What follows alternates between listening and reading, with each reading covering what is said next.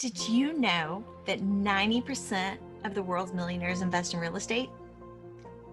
Well, I'm Angel with the Academy Presents Real Estate Investing Rocks, and I'm here to help you if you want to go for your piece of that pie. Yeah, and then there's a live and flip side of it. Cindy mentioned it, is like so once I've lived here for 2 years, since I'm a single, I can do up to 250K tax free. Yeah, and then if you're married, married I think is 500. Yeah. So capital gains wise, especially you said you're in Denver, so I'm sure you can pretty much count on some appreciation. At the same time, because it's a live and flip, again, I'm not a CPA or a lawyer or any of that. I learned this from books. Because it's a live and flip, and he's also house hacking, those people who are paying him rent, he can take that and you can depreciate your house. Yeah. I'd have to look into more of that. You should, because you can double dip. You can collect depreciation as a rental. And then I would highly recommend, I'm going to exit out of here for a second because I'm going to go to my Audible. And this is where I learned this. It is one of Robert Kiyosaki's episode. One of Robert Kiyosaki's Rich Dad, Poor Dad book. He didn't write it, but it's in that series. And there's like a whole chapter on this house hacking, and it's called Loopholes of Real Estate. Hold on, I've got it. Yeah, by Garrett Sutton. So there's a whole chapter in that book. Let me see if I can go under book details. I'm a book nerd, by the way. If you ever need recommendations, I'm here for it. It's a great book.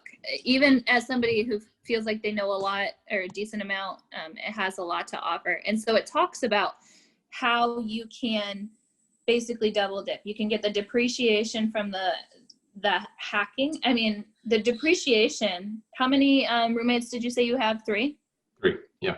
So 3/4 of your property, in terms, assuming it works out square footage wise, I think you have to do some math, or your CPA has to do some math, but just simple stuff here. 3/4 of your property could be depreciated. So you take your property value, you divide it by the 27.5, and then you take 75% of that, and that amount can be depreciated per year. But then you also have that capital gains advantage as well, assuming you live in it for at least 2 years. Wow. And this, friends, is why you want to have a CPA that knows about real estate. Yes. Read your books, get knowledgeable, and then ask your CPA. Thanks for sharing, Nathan. And is this your first deal? It is actually not. Like, my backstory is, but I was a renter in an apartment complex, and they've had some like income requirements changes to their policies or something. So if you had made this much money, they increase your rent this much, or if you made below this, I don't know, it's just ridiculous. So like scalable rent? Yeah, basically. Okay. And I thought that was kind of ridiculous. So they were going to try to charge me an extra like $300 a month for rent on the same place, and that was like if I did their long-term lease, which was their discount. So I was like, I'm done with this. So bought a condo that was cheap, and it was so cheap, in fact, that I didn't want to ever get rid of it. So so during the whole scaling up thing, so I bought it, lived in it for a year, and then moved to where I am now, and then just rented it out. And then I also not recently bought another property, which is more renovation experience. No, I like the way you say that too, about the experience of it, because like what we were discussing is, even when it's something that's not so great, don't think of it as a failure. Think of it as a learning experience. I mean, that's just, again, it's that mindset shift of, this wasn't a failure. This was a learning experience. Mm-hmm. And like, you're going to get your renovation experience. I mean, personally, I'm going to pay somebody to renovate, but if that's your jam. Yeah. I've been trying to look for like more hands-on projects because I work in software. So I'm on the computer all day, and I actually have a W-2, and then I started a new freelancing contract this week. Something productive that I can use my hands for and not be on a computer is nice. I meet the coolest people. And actually, y'all like made this episode so much better because I was so scattered at the beginning. I was telling Cindy, my husband's out of state right now, and we're not military, but it seems like every time he leaves, things just go absolutely haywire. When he was out of the country, the garage ceiling collapsed. And when he's out of state, all these other things are going on. And I'm just like, holy night. Because it's like our summit is next week and all of this crazy is going on. And I'm just like, I should be focusing on the summit. I should be looking at my panels. I should be doing this. And instead I'm putting out little fires. And it's just, man. So y'all made this a really amazing episode because you've helped get me centered back in on what it is I want to do. And this is just awesome. You guys are great. Thanks, Angel. So, and yeah, it's just seeing you in action and hearing you like having a W-2, but wanting to do something with your hands. And, I'm thinking, I was a teacher, and when I left teaching, I wanted to continue to be an educator. And this was the way that I did that, was doing real estate investing education. That way I'm still getting that, educator cup filled. But I'm doing something different because one of my missions is to help teachers learn about real estate so that they can get out of that cycle of paycheck to paycheck, no options, no wiggle room. Because like what you said, you didn't really, Cindy, you said you didn't really need that teaching job because y'all were living off of one income. You were putting money aside. I think it makes you a different teacher. It does. And I know a lot of teachers, even like my chemistry teacher who had like a doctorate, he had a second job outside of that because they couldn't afford to not, especially when, you have older kids and they're about to go off to college. So for sure, that was definitely different. And, like as we started the show off, like I'm now full-time real estate. We were able to scale up. We got that duplex and the triplex underway, and then we did over 6 figures in renovations on those properties last year. And we had to get creative in that way, in that manner as well. Thankfully, Jonas's uncle, he did the construction for the duplex, and he did an amazing job, and he got it done pretty fast, especially for a one-man team. Sometimes two, like nobody has work ethic like the Amish. So he did an excellent job.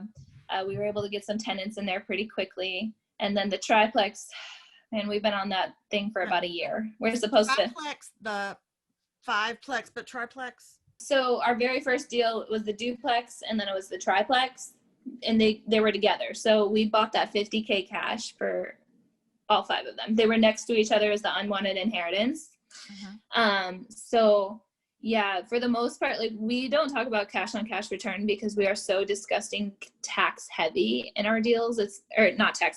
Cash heavy in our deals. It's not even funny. We bought that property in cash. So it was $50K cash. Not everybody has $50K laying around, and we didn't. We had about half that from saving for like 5-6 months of my salary. We went to the banks and we're like, hey, we need $25,000. Can you give us a personal loan? They're like, no, that's too much for a personal loan. And we had excellent credit. And so we're like, okay, so can we get a mortgage? No, that's definitely too little for a mortgage, especially if it's not your primary. If it was your primary, then maybe we think about it. And we're like, okay, so we're out in no man's land, and all these traditional ways are not really working out. I think the other option was maybe a business loan, but what we ended up doing is I went to a father figure who many times said, Cindy, if you ever need anything, let me know. Cindy, if you ever need anything, let me know. And I really did not want to involve family in business, especially since we technically didn't have any experience. I trusted ourselves to no matter what, make good on our debt because that's just what we do. But it was still really scary to even consider that. So what I ended up doing is going to this father figure, and I told him, I'm like, look, I've explored all options and we're about to lose this opportunity and I don't know where else to go. And he's like, how much do you need? And I was like, as a 26-year-old, well, $25,000, but if you can't give us all of it, like, that's fine. Like, we'll go take a personal loan out, we'll figure it out. But yeah. And he goes, okay, I'll send the check tomorrow. How's 4% sound? 4% sounds great. Let's do it. Between you and I, like, he ended up contacting me at the end of last year, and he's like, are you going to write off, you know, that interest as expenses and your taxes? And I was like, well, I mean, I guess I don't have to. We have plenty of expenses. He goes, well, I mean, I've decided I'm not charging you interest. Once you hit the 25K mark, like, that's it. I was like, what? You mean to tell me I have free money? Oh, wow. So yeah, really, really blessed in that matter. Really, I probably should keep that under the down low, because I'm pretty sure anything over 14K is taxable or something. I don't know. Either way, he didn't charge us interest, and we're coming up on paying that off because we made it like a 2-year loan. And so we were talking the other day, and he's like, Cindy, if you ever need help again. And I was even hesitant. I had talked to my husband, like, it's kind of cool we have, you know, a private lender. However, like, he's older and he has Parkinson's, and so that complicates things a little bit. And it's like, I don't think he'd feel comfortable, because then when it comes to estate planning, should anything happen. But he came out and said, look, if you need another, you know, loan, just let me know. I'd be more than happy to help you. Obviously, y'all have proven yourselves. I'm like, wow, that's great, because this cash out refi might take a little long. So we, who knows, we might need you. So yeah, that triplex is coming to an end after a year of a lot of learning. I'll just put it that way. That's a day in itself, in and of itself. So we should be finishing that last unit this week, Lord willing, and then have it filled by October 1st. I'm so excited to just close that chapter. So the duplex and the triplex, over 6 figures of renovations from a distance, will be completed. And then we have we did acquire a single family home, which is super exciting, like a year ago in August. And this is a home run deal. It'll never happen again, probably, but we acquired it for $7,000. And like, it's a 4-bedroom, 1-bath house, like over 2,000 square feet. It's got a basement. We just really got lucky there. I put a message. Is that the auction one? No, this is single family home. Sorry, I'll get to the auction one. Yeah, but it's a single family home. This was the 3rd property we purchased just a few months after our duplex and triplex. So we actually acquired six units in like 4 or 5 months at most as new investors. So this property, I put out on Facebook, I'm like, hey friends, like, a lot of my friends are awesome. Like, I think this comes with investing in your hometown. Like, people know you and they know what you're doing, and we're really open about it. I'm really open about it on Facebook. And I think to an extent, they're kind of vicariously living through us, like, hey, this is cool. Like, I would like to do that sometime. So they've got their eyes open and they're looking for us, and they're like, oh, that looks like and I kind of tell them, I'm like, hey, is the grass long? Like, you know, have you not seen a car in the parking lot for a while? Like, let me know. So anyways, I put out on Facebook, I was like, hey, so we're wanting to purchase another property. If you know of any, especially if it's off market, bonus points, and it results in a sale, we'll pay you the finder's fee. Now, I don't even think my friends know what a finder's fee is. But I just threw it out there, and one of my high school friends was like, hey Cindy, so yeah, my sister's gonna buy this house, but it has foundation issues and they don't really have the money to fix it up right now, but I thought I'd tell you about it. It was our other friend we went to high school with. Her mom just got into a divorce, or just had a divorce. She got the house. She's since moved on, and they just want to get rid of it. It's an empty house that they're paying taxes on, and code enforcement's getting on them because there's parts of it that's just not safe. And I was like, oh, this sounds like my kind of house. I love creative acquisitions. It's my jam. So wow. I called them up and I explained to them, like, you know, what we wanted to do. And I even had my contractor that night go and look at it. It's like, I knew there was foundation issues. A lot of investors, or just home buyers in general, they get scared of that F word. But it doesn't always have to be something to fear. Like, I think a lot of people think of that way, like with roofs too. So if you know somebody who's know what they're doing and they take a look at it, they can kind of tell you, well, no, this really isn't that bad. It'll be all right. So that's what he did. He's like, Cindy, jump on this. So we did. We paid, within 10 days of finding out about this property, we closed on it. I think we could have closed on it sooner, but my husband happened to be going into town for a wedding and it was convenient. He closed on it then. Mind you, can I just throw this in? Also not a CPA, one more time.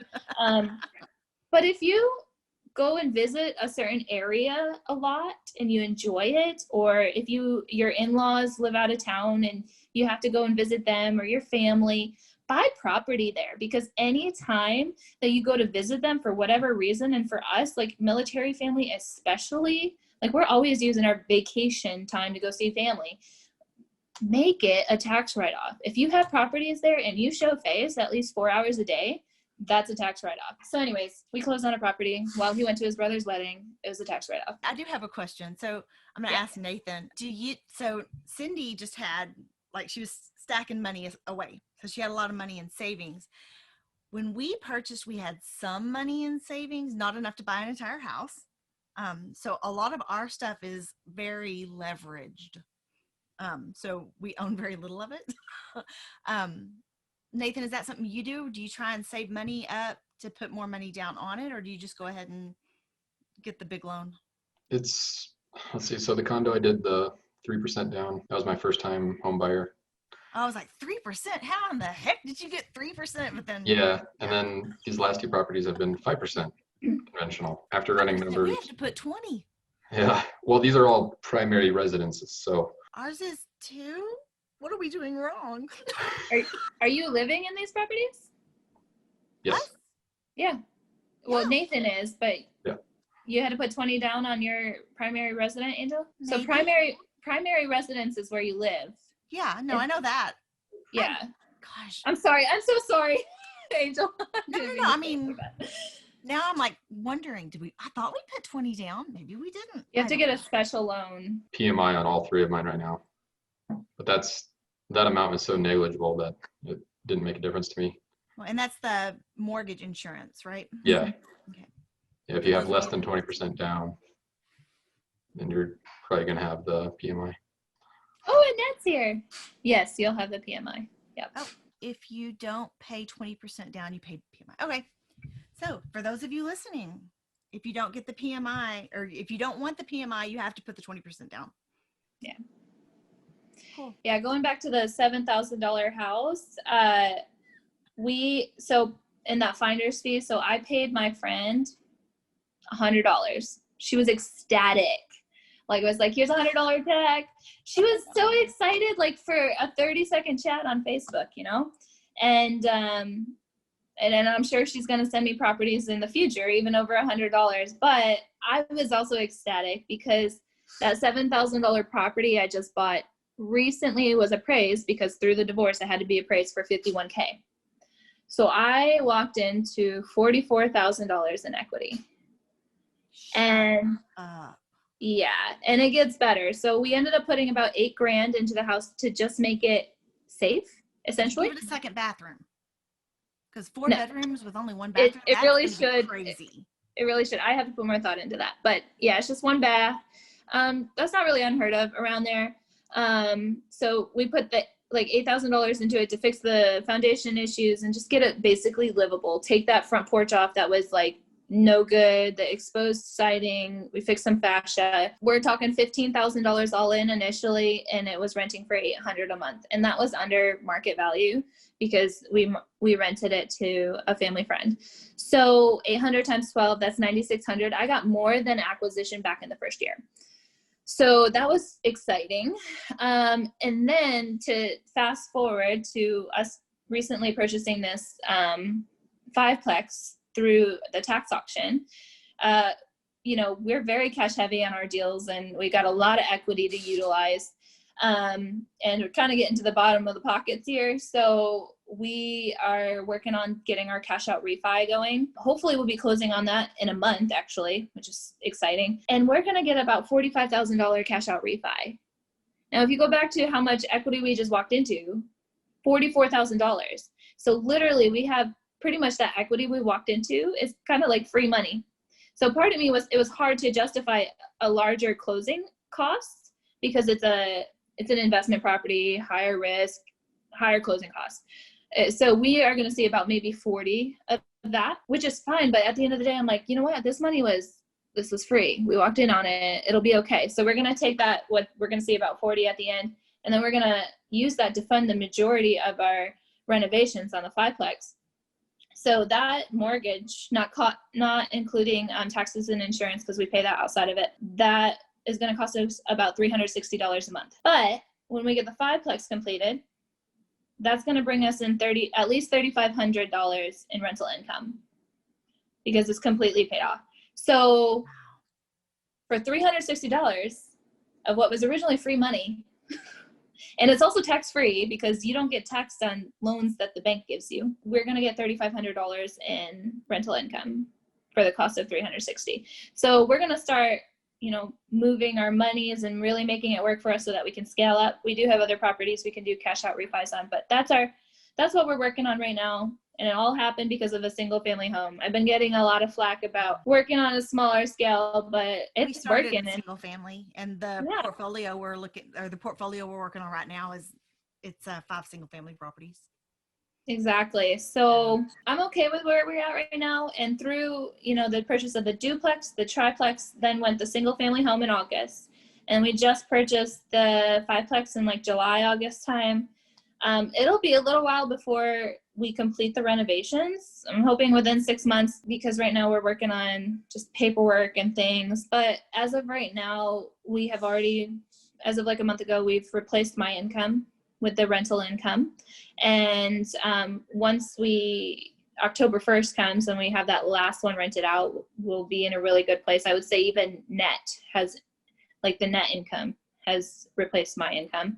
And then we move on to the fiveplex, and we're just going to keep rolling. And I think we're starting to get to a point where the business is going to be self-sufficient here soon. Like, we've been putting a lot of our W-2 income into the business, which is fine, but it'll be really nice when the day comes that it's just taking care of itself, including acquisitions. We are not opposed to like partnering up, or even opposed to mortgages for that matter, obviously, but it's almost just it's easier to just purchase cash if you can. And we can in our market. Like, we're buying these properties for 30, 40, 50K. And if you break it down, like the duplex and triplex, that's 5 units for 50K, that's 10K a door. At the tax auction, our 5 unit at 20K, that was 4K a door. Like, we have a lot of margin